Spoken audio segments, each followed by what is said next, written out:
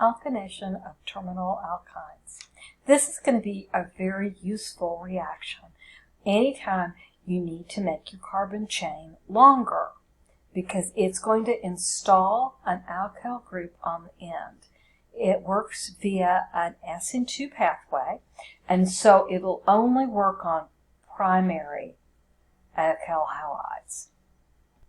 So we take our alkyne and we add sodium amide, and this is going to work as a base and remove that proton, and these electrons are going to come and live here on that carbon, and we'll get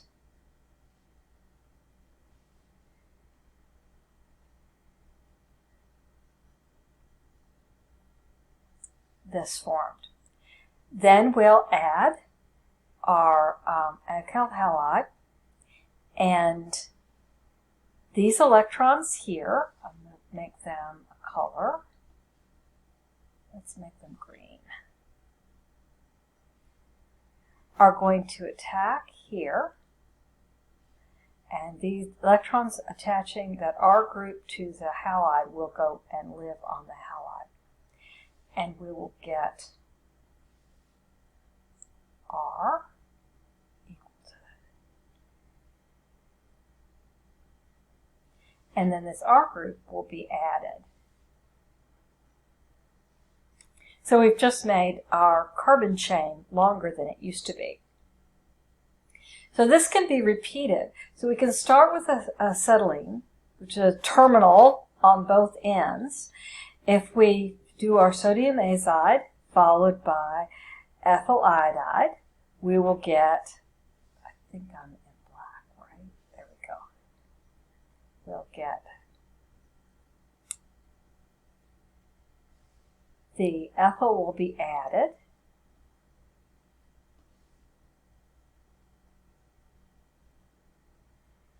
and then we can do the same thing again, except this time say we want to add a methyl group.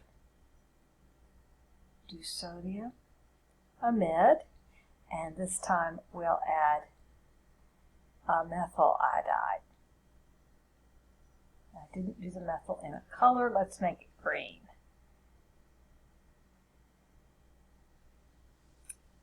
And what we'll get then is a methyl group.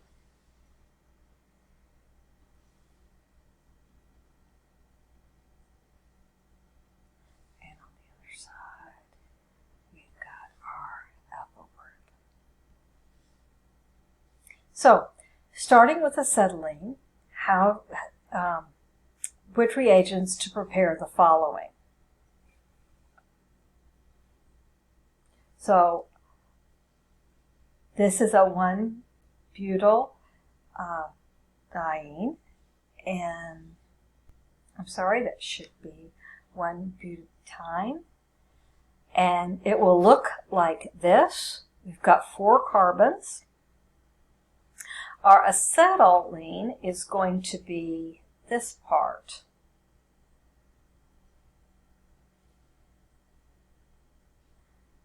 This is basically the acetylene part. And we're going to need to add this 2-carbon fragment that I've left in red. Now, how are we going to do that? So we'll start with acetylene.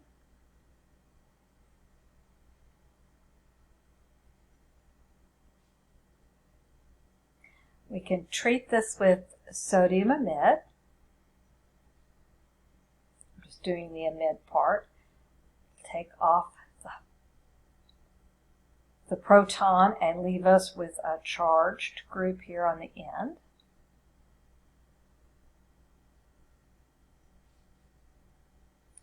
And we're wanting to add a 2-carbon fragment, so we'll add ethyl iodide. These carbons here at the end are going to attack the ethyl group, and we'll end up with, I can get my pencil here,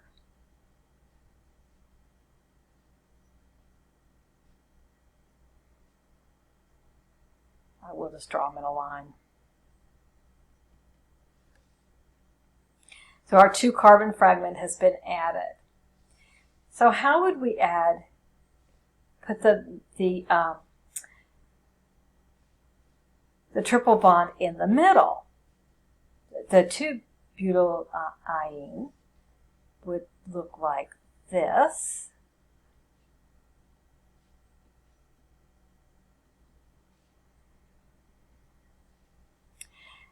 Our acetylene is going to be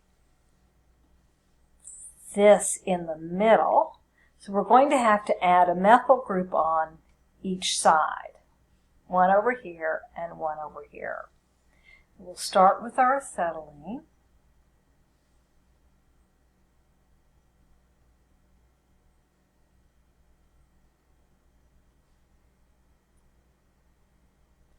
We'll add our amide in the first step, and in the second step we'll add a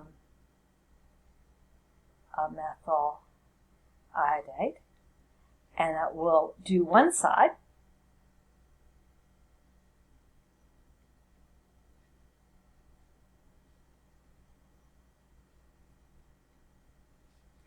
And then we'll have to repeat the procedure to do the other side.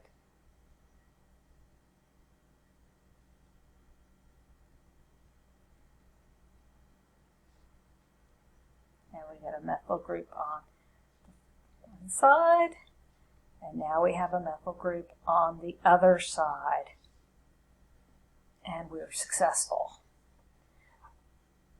So how are we going to get a 3-hexyne?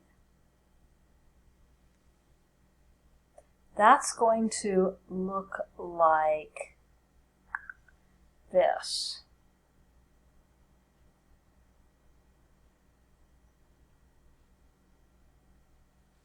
It's got 1, 2, 3, 4, 5, 6 carbons, and the triple bond is on the 3rd carbon. So again, we'll start with the 2 carbons here in the middle, and we'll have to add ethyl groups on the right and an ethyl group on the left. So we start with our acetylene.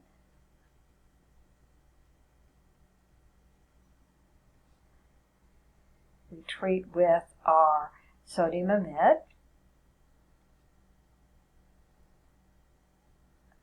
followed by an ethyl iodide, and that will give us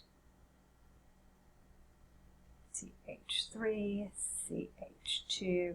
This is our original acetylene that we had. And then we'll need to add it to the other side.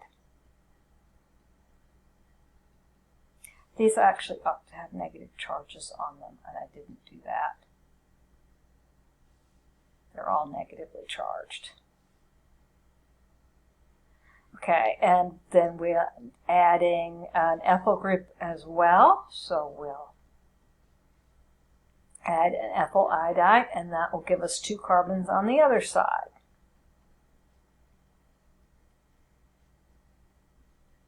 Our original acetylene, and there's our structure. So what if we need to make a 2-hexyne? Okay, well, what is that going to look like? 2-hexyne is going to be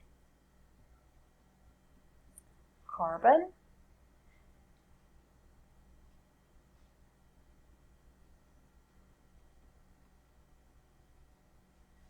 one, 2, 3, 4, 5. One more. Our original compound we're going to start with is going to give us those 2 carbons, so we're going to add a methyl on this side, and we'll have to add a propyl over here.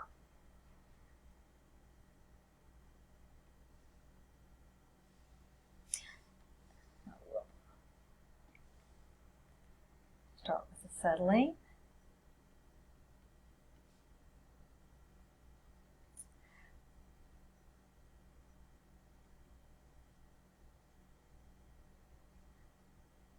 And let's add the methyl first. Not that it matters. Methyl iodide. That will give us a methyl group,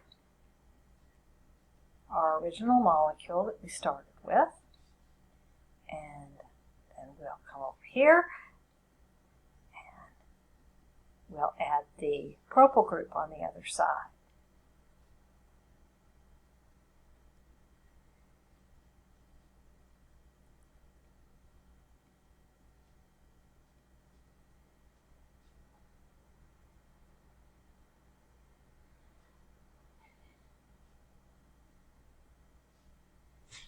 One, two, three, 4, 5, 6 carbons, and the double bond is between the second and third one. So we're good.